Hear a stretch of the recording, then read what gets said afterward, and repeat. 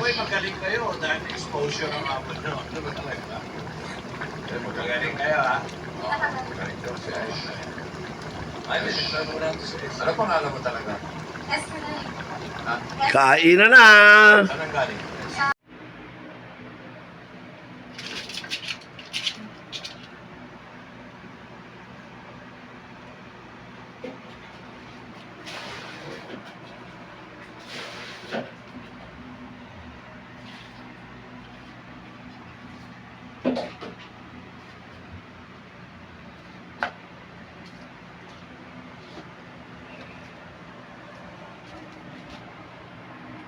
Naman po tayong muli, ang inyong poging ninong. Magluluto po tayo uli sa ikalawang pagkakataon. Isda po uli ang ating lulutuin ngayon. Ang sinaing na, anong isda ito? Nakalimutan ko. Tulingan. Sinaing na tulingan. Yan po ang ating mga ingredients. Ito po, ang talong, kamyas, konting pork with taba, luya, sibuyas, sili, garlic, paminta at ang ating gata. Ito po, yan po ang ating tulingan. Ngayon, gigisa po natin siya.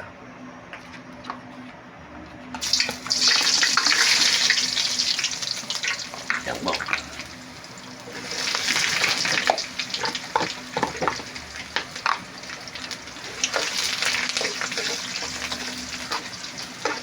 Amoy nyo, mabango na naman ang amoy ng luya at ng sibuyas. At binabati ko nga pala po ang mga host ng ating SMID mamaya. Ngayon po ay last Saturday ang aming organisasyon, Samahang Minsan Isang Buwan. Ngayon po yung gaganapin, Sabado, ang huling Sabado ng buwan. Yun po ang pagtitipon. Louis Cervantes, Mo Eugenio, at yung iba pa. Hindi ko po matandaan yung iba. Pasensya na po. Walang kopyahan. At mamaya po ang inyong poging ninong ay atin po ng SMID. Ito. Shoutout din po kay Ding Bechong at ang kanyang anak na si Agnes Bechong. Shoutout po sa inyo.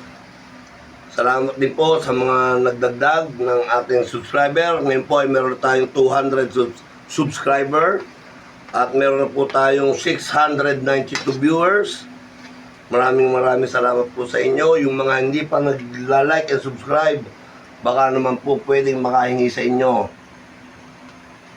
Yan po.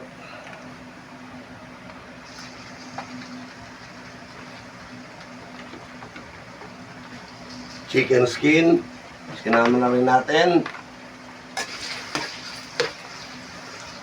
Pangsahog na rin po yan.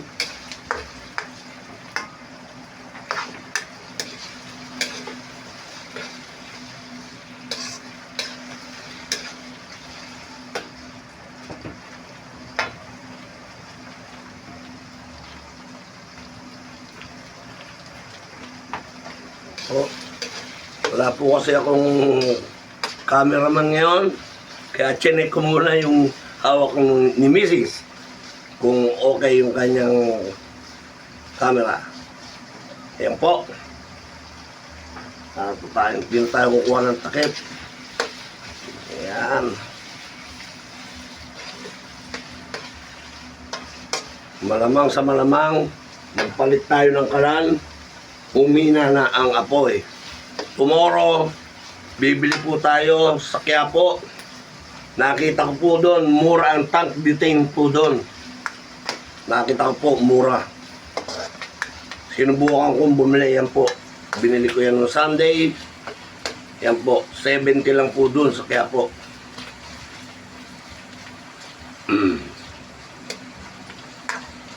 Yan. At pagkatapos po, ilalagay na natin yung, para ito po yung magpapalambot sa baboy, yung unang gata. Yan po. At pagkatapos, pag medyo natutuyo na ng konti, Saka natin po ilalagay yung ating mga sahog.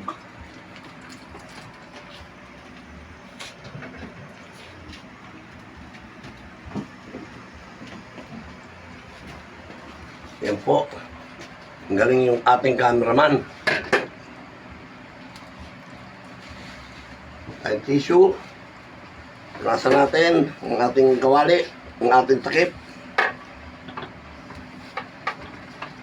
Mukhang ginamit sa pagpiprito. Takban po natin at pagkatapos babalikan po natin yan. Po natin siya. Yan po. At pwede na po natin siyang medyo konti na lang yung kanyang sabaw. Lalagay na po natin yung ating kamyas. Yan. Marami yan, masarap yan pag naluto eh. Ang kamyas masarap kulamin.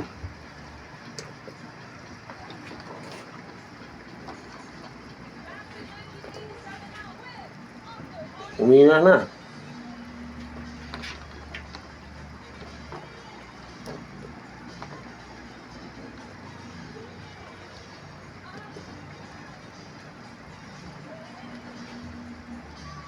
Po, nakababad po yan sa tubig eh. Oh. Yan. Tapos po, yan natin ang paminta.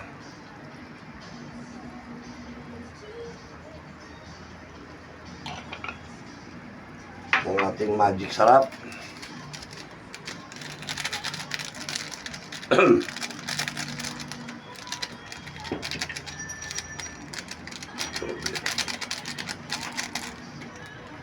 Babalikan na lang po natin ito ulit. Kukuha lang. Babalikan na po natin. 9-2 po yung ating video dahil sabi ko lang nga, mauubos yung ating gas.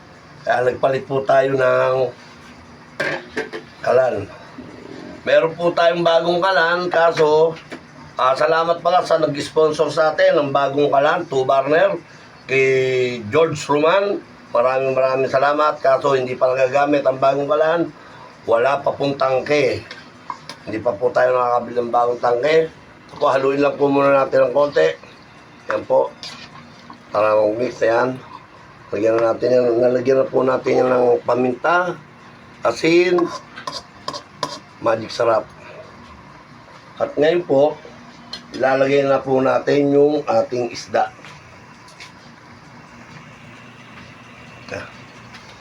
Yan po. Ano yun? Sandra, ano yan? Ang dami. Sabi na yun. Ang dami.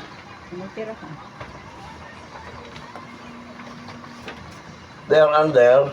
Ano kayo na ano ni ate?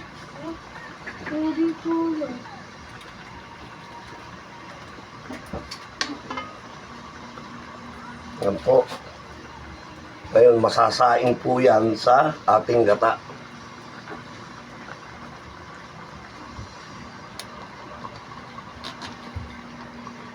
Yan po. Yan, dumami yung ating isda.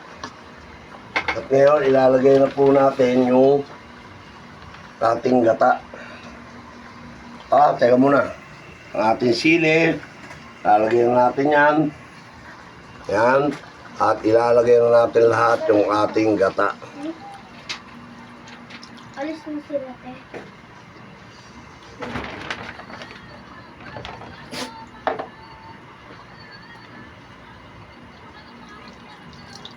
Ayan po. Ayan. Tatakban po natin siya ulit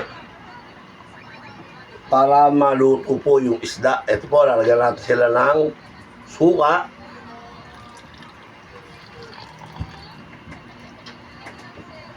Ayan. At konting fish sauce. Ayan. Okay. Tatakban po natin at babalikan po natin uli yan. Babalikan na po natin yung ating tinakban. Ayan po, ilalagay na po natin siguro yung ating talong. At bago natin yung talong, palagyan po natin siyang konting asin pa. Opo. Ayan.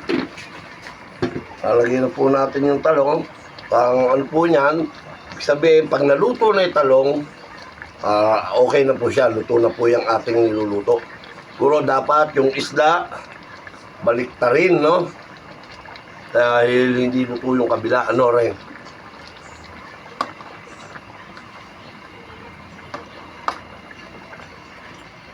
Yan, para nakalubog. Yung baboy kasi nasa ilalim. Yan.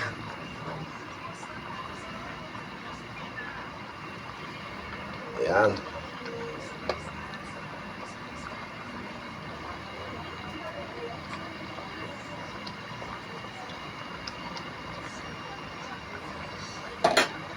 Meron po natin yung ating mga talong.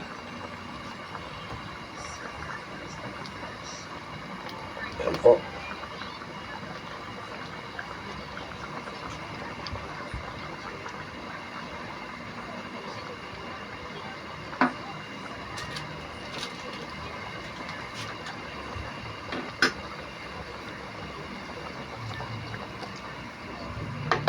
At ngayon po, tatakabalan po natin siya uli.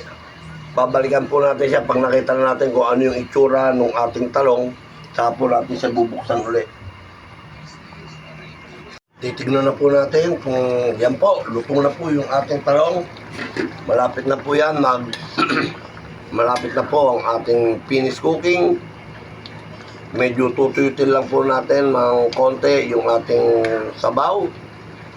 Opo. Ayan po. Luto na po yung ating talong. Yan. Merong violet pa, merong iba. Yung pagkaganyan, luto na po yan. Yan. Yan.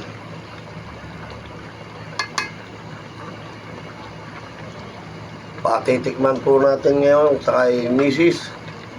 kung okay na po. Wait lang po.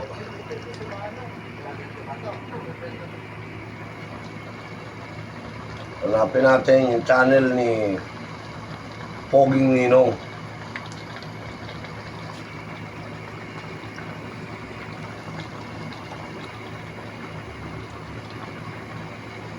Yan po.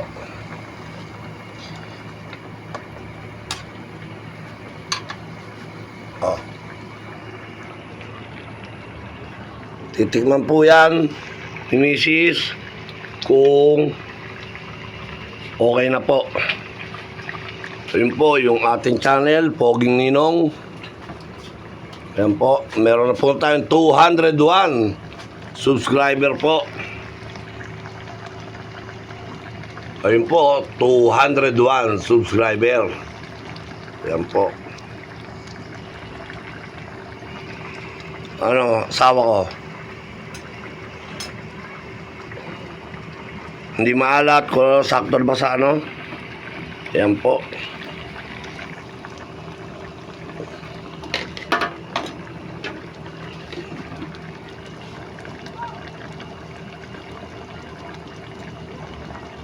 Yung ating balbakwa pata, 599 views.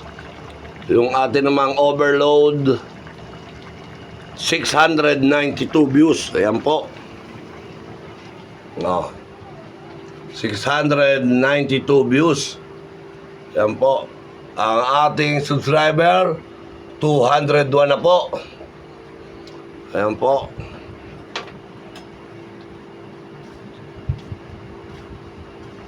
Ayan, yung balbakwa 599 views. Ayan po. Ayun yung aking app po. May view 91. Oh, ayan po. Punta po kayo sa Poging Ninong. Diyan po, makikita nyo yung ating mga iba't ibang mga niluto po. Ngayon po, maraming salamat po.